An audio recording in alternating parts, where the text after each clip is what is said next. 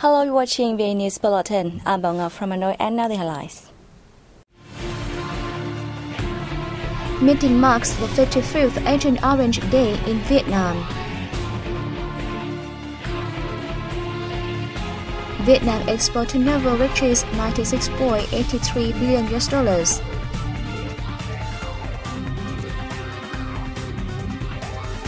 Tourism contributes significantly to economic development.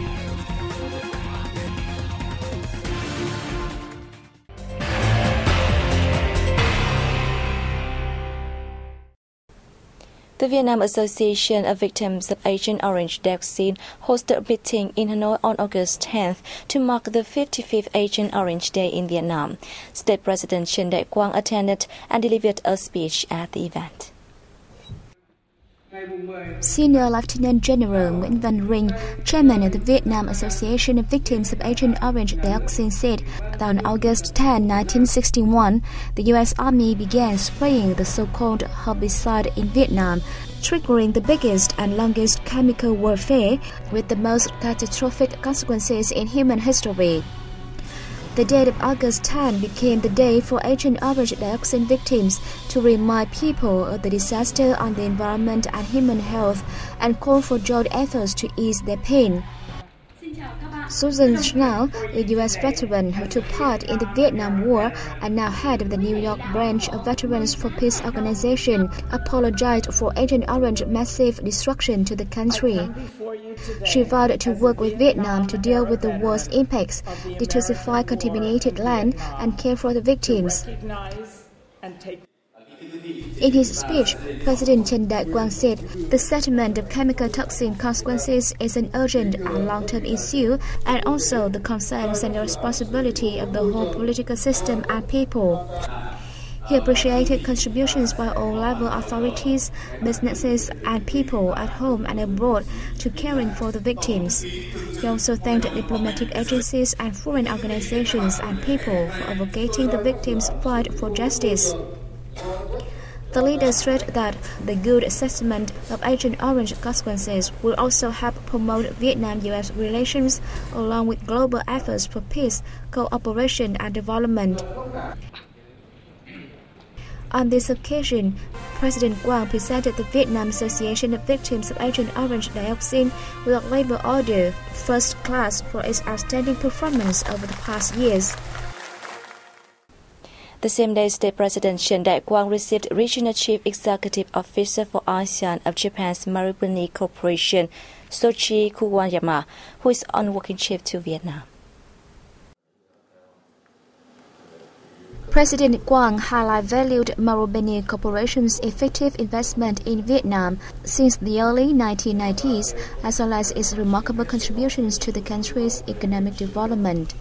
He also held the group for reinforcing the economic ties between Vietnam and Japan via energy and thermal power projects and activities to support children and develop education in Vietnam over the past few years. The president called on Japanese businesses to increase investment in Vietnam, especially prioritizing key areas under the country's industrialization strategy, developing high-quality infrastructure, energy, support industry and agriculture, promoting technological transfer. Soichi Kuwayama said his corporation is seeking investment opportunities in coal exports, gas production, renewable energy usage, and wastewater treatment in Vietnam. Regarding Vietnam as a key market, the group opened its branches in Hanoi and Ho Chi Minh City in 1991. He said, adding that it has engaged in 11 energy development projects in Vietnam, with the first built a thermal power plant in the Mekong Delta City in 1975. Apart from business and investment incentives, the corporation has also paid attention to social issues, proven by the establishment of Scholarship Fund in 1994 to support students in some Vietnamese localities. Also on August 10th, Prime Minister Nguyễn Xuân Phúc attended an investment promotion conference in central Quảng Ngãi province, where he emphasized the need for the locality to enhance its competitiveness in promoting investment. Prime Minister Phúc suggested Quảng Ngãi pitch for investment in tourism and services while paying more heed to human resource development, especially the on-the-spot workforce, in order to serve local socio-economic development. He asked the province to increase dialogues with businesses to untangle their difficulties, provide them with equal treatment, and encourage cooperation between domestic and foreign enterprises in the startup spirit. The Prime Minister also requested Quảng Ngãi to continuously revamp its authorities and build a transparent legal framework that ensures both rights and obligations of investors, stressing that enterprises should be put at the center of development. He applauded the province's strong resolve to spur socio-economic development amidst regional severe weather conditions, as well as its policies to develop industrial and economic zones, especially the Dung Quất oil refinery, which accounts for up to 82% of local GDP. The conference introduced Quảng Ngãi potentials and strengths, along with its incentives for investors in the Dung Quất economic zone. The provincial authorities promised to help investors with land lease, infrastructure construction, personnel training, trade and investment promotion, communication work, and administrative procedures. Over the past 5 years, an accumulated investment capital of over $3.2 billion landed in the central province, of which $2.55 billion were injected into the Dung Quất economic zone. The province is now home to 313 valid projects with a total registered capital of nearly $6.9 billion, of which 39 are foreign direct investment projects valued at more than $4.1 million.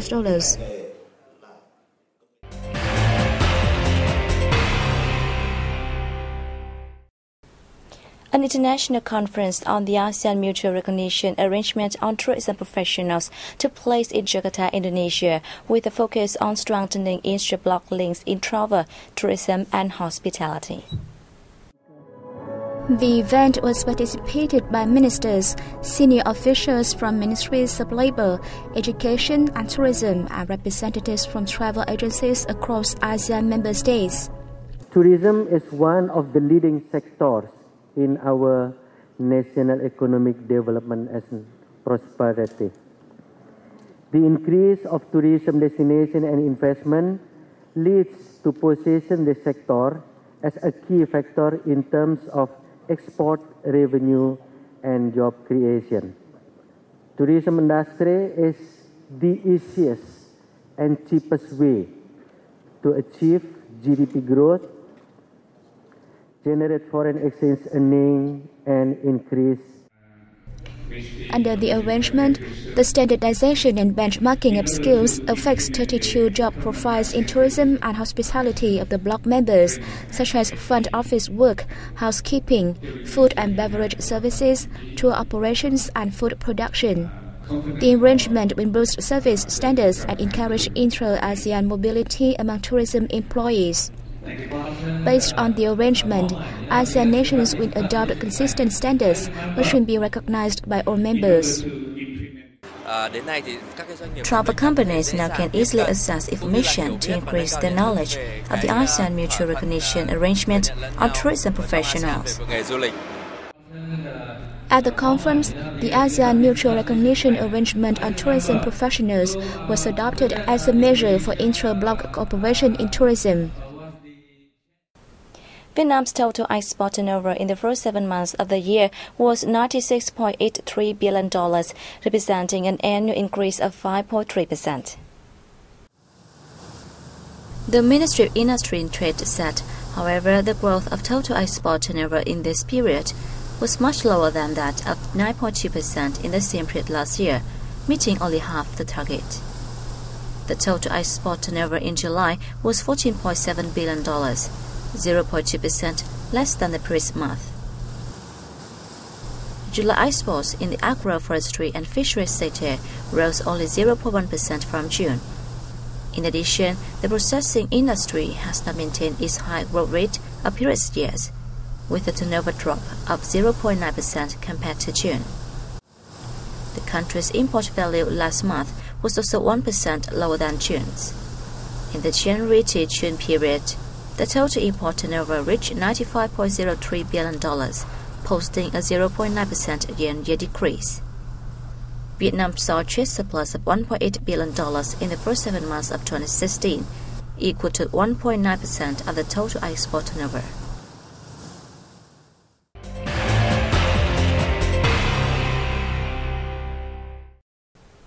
The U.S. Department of Agriculture's Animal and Plant Health Inspection Services has proposed allowing the import of fresh mangoes from Vietnam into the U.S. The move is expected to clear the way for the 6 Vietnamese fruit to be exported to the U.S. from the end of this year, after dragon fruit, rambutan, lychee, longan, and star apple. As a condition of entry, Vietnamese fresh mangoes could have to undergo strict checks, including orchard inspections, irradiation treatment, and port of entry inspection. The fruit would also have to be imported in commercial consignments and accompanied by a phytosanitary certificate issued by the National Plant Protection Organization of Vietnam. In addition to 3,000 tons of mangoes grown annually in Florida, Hawaii, Texas, and California, the U.S. imports about 400,000 tons of fresh mangoes per year. Vietnam expects to ship about 3,000 tons of fresh mangoes to the U.S. every year, roughly equivalent to 1% of the U.S. mango imports. Shipments are scheduled to begin in the fourth quarter of this year. Tourism is the remarkable contributor to Vietnam's economic growth. The sector has drawn about $10 billion in foreign direct investment and nearly $13.5 billion in domestic investment.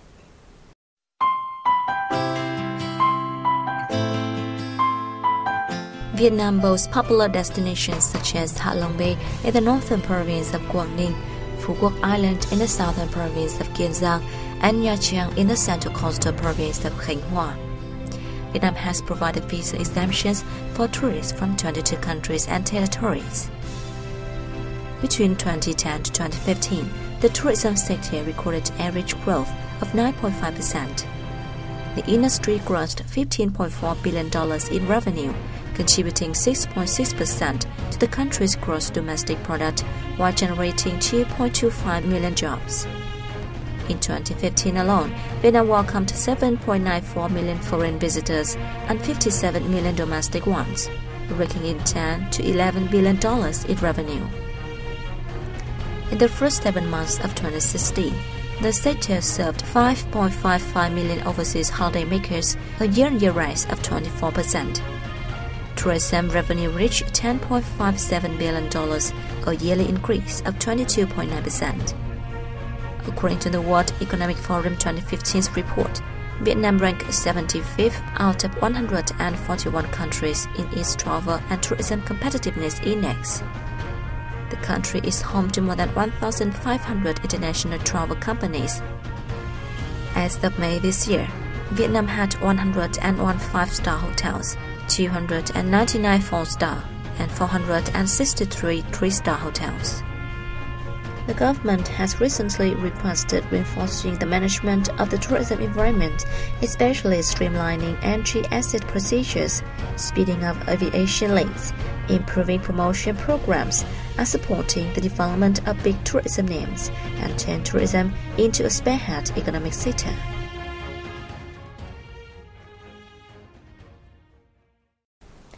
And that's wrap up our news bulletin. Thanks for watching and see you next time.